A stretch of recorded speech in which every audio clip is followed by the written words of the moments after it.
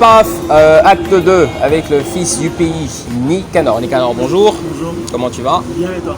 Ça va aussi.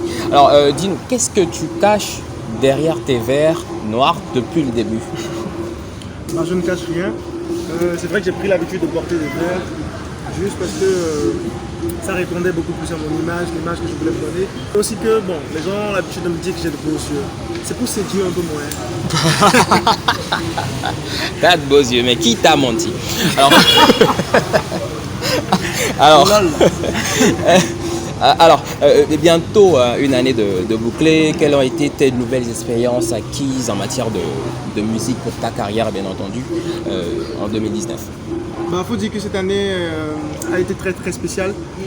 On a appris beaucoup de choses dans le sens où on n'a pas eu beaucoup de spectacles, beaucoup de scènes cette année, spéciale année, côté événementiel. Ouais.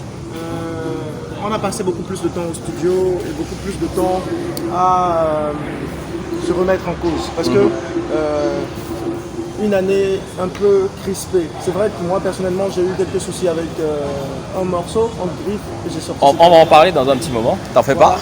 Donc en matière d'expérience, je pense que j'ai beaucoup appris. C'est une année avec beaucoup plus d'endurance et ça m'a permis de me dire que ce ne sera pas toujours comme ça, quoi. Toutes les années ne seront pas roses. C'est un peu l'année de la vache maigre. Moi je vis ma vie. Papa, moi je vis ma vie. Oh. Donc, alors, tu parlais justement de ce que tu as vécu avec un certain morceau. La polémique autour justement du morceau Dans tes yeux avec cette accusation de plagiat. Comment est-ce que tu as vécu tout ça? Oui, comme je l'ai dit, c'est une année qui nous a donné beaucoup d'expérience. C'est vrai, ce truc, ça a été une épreuve qu'on a traversée. Tout est parti de chez le beatmaker, en réalité, de chez Credo, voilà, tout est parti de là. Et ça a été une question de mal compréhension. Au départ, j'ai pris le beat de celui qui revendiquait le droit du son, ne sachant pas que c'était un beat déjà utilisé. Et quand je me suis rendu compte que c'est un beat déjà utilisé, je me suis approché de la personne. Je lui ai écrit, je lui ai dit voilà, je veux faire un son sur ton truc et on m'a dit que c'est un truc déjà utilisé. Est-ce que je peux? Et il m'a dit non, tu ne peux pas. Ah, voilà que moi je vais déjà écrire ma chanson.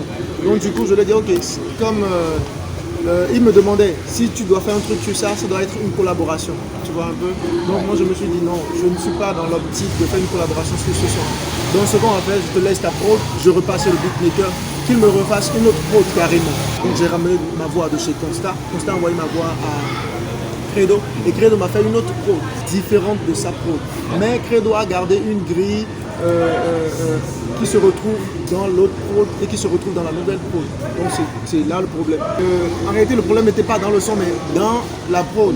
Parce que j'ai changé la prod cette fois-ci et on a remis une nouvelle prod acoustique et c'est passé crème à la fin. Donc c'était pas une histoire de plagiat mais c'est beaucoup plus. S'il y a eu plagiat je pense que c'est Credo qui s'est copié.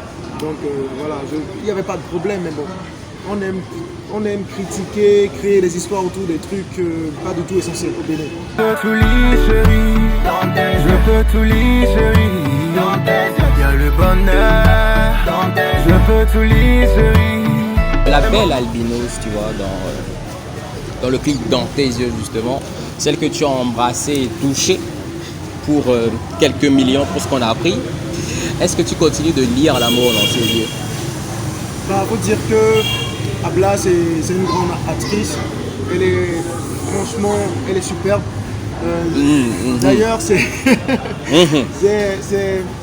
elle représente Woodin au Ghana. Et j'ai eu l'occasion de la rencontrer quand j'étais à Accra pour la session Woodin. Et voilà, on a ramené Abla ici de façon professionnelle avec un contrat, avec son équipe et tout. Et voilà, et Vous êtes aussi embrassé de façon professionnelle? Ouais, purement professionnel, hein. Ça reste professionnel. D'accord. Et les gens m'appelleront jeune femme. Et les gens m'appelleront jeune femme. Diront que je suis un jeune femme. Et les gens m'appelleront jeune femme. Ils m'appelleront jeune femme. Alors ça fait 4 ans qu'on va dire que tu es à la cime, 4 ans minimum que tu découvres et que tu redécouvres en fait tes fans. Est-ce que ça suffit pour faire de toi un homme heureux? Normalement, je suis du genre un peu insatisfait. J'en veux toujours plus. Mais si je dois répondre à cette question en un mot, oui, en une phrase, oui, je suis heureux. Je suis heureux parce que je me dis que le travail qu'on a commencé depuis 2013. On a commencé ce travail-là avec un premier objectif.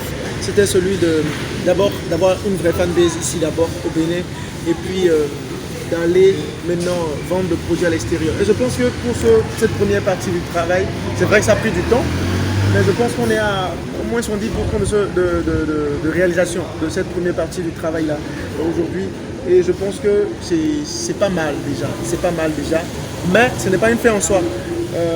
Aujourd'hui, le grand défi, c'est de faire connaître Nicanor à l'extérieur, en Afrique, comme il est connu au Bénin. Voilà. L'on fait danser le monde, l'on fait danser le monde. Africa make the world dance. Voici la danse. Il y a quand même 2 Béninois qui ont signé en major. Est-ce que ça te tente aussi, toi, de te taper une major en Zigama? Je pense que moi, j'ai mon avis personnel. Je pense que le tout n'est pas de signer un contrat de